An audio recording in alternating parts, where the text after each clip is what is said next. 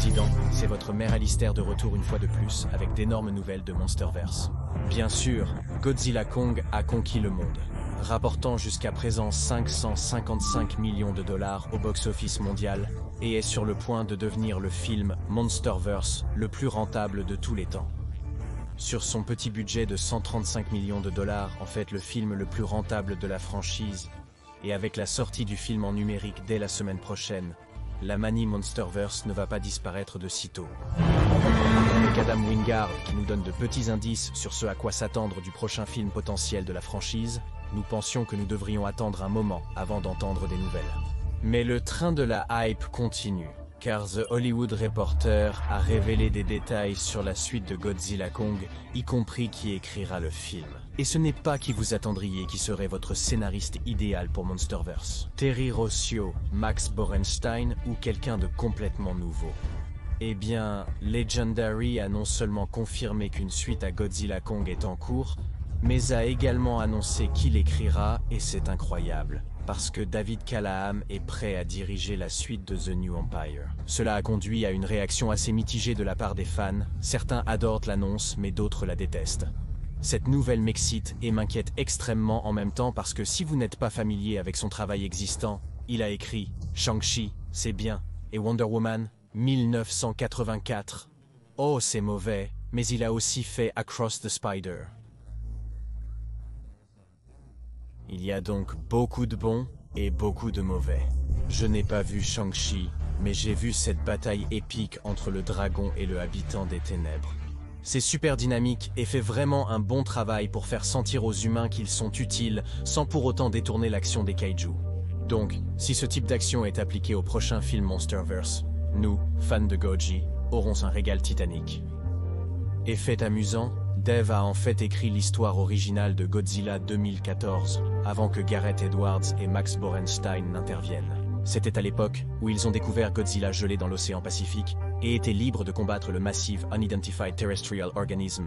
Et malgré beaucoup de changements, il est en fait toujours crédité pour l'histoire, ce qui me donne espoir qu'il comprend le genre. J'espère que les scénaristes de Godzilla Kong reviendront pour la suite, car avoir Wingard, Simon Barrett et Terry Rossio ressemblait à une équipe de rêve des personnes les plus passionnées. Et avec Adam Wingard qui tourne un film original avec Avenged 4 cette année appelé Onslaught, je crains qu'il ne puisse pas contribuer de manière aussi créative qu'il l'a fait avec Godzilla Kong le Nouvel Empire.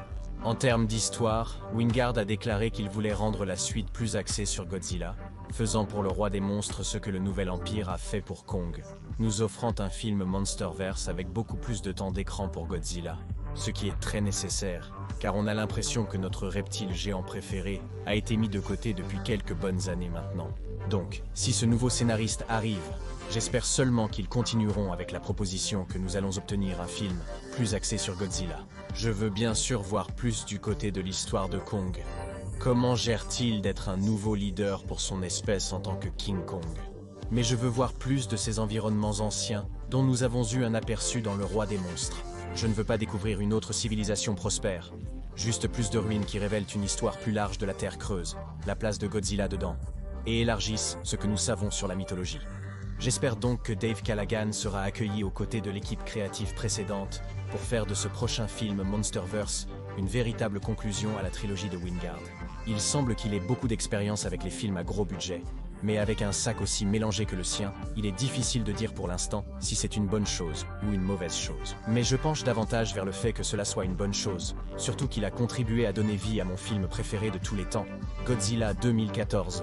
Et nous savons qu'Adam Wingard a dit qu'il voulait que le prochain film soit peut-être encore un peu plus sérieux, donc s'ils peuvent appliquer une partie de cette ambiance de 2014 au prochain film Godzilla Kong, je serai tellement heureux. Godzilla X Kong 2 ou Godzilla contre Kong 3, quel que soit son nom, devrait sortir au plus tôt en 2027 si nous suivons la tendance de ces films qui prennent 3 ans à réaliser, bien que nous puissions attendre encore plus longtemps si Adam Wingard n'a pas terminé avec Onslaught. Cependant, nous devons nous préparer à un monde où Legendary le laisse tomber en tant que réalisateur et embauche quelqu'un de nouveau pour diriger le film. Car s'il y a une chose que l'industrie ne fera pas, c'est attendre. Mais c'est ainsi que nous avons fini avec Pacific Rim Uprising, qui a été réalisé sans Guillermo del Toro, donc espérons qu'ils peuvent être patients et attendre que Wingard dirige le navire. Donc, avec un nouveau film Jurassic Park réalisé par Gareth Edwards, et un nouveau film Monsterverse écrit par le même gars qui a fait Across the Spider-Verse, l'avenir s'annonce radieux pour les fans du monde entier. Et vous savez que nous couvrirons tout ici à Dangerville, le premier endroit où venir pour le contenu de Monstres. Alors abonnez-vous et appuyez sur le bouton de notification pour devenir résident aujourd'hui. Je suis Alistair et nous vous verrons résident dans le prochain.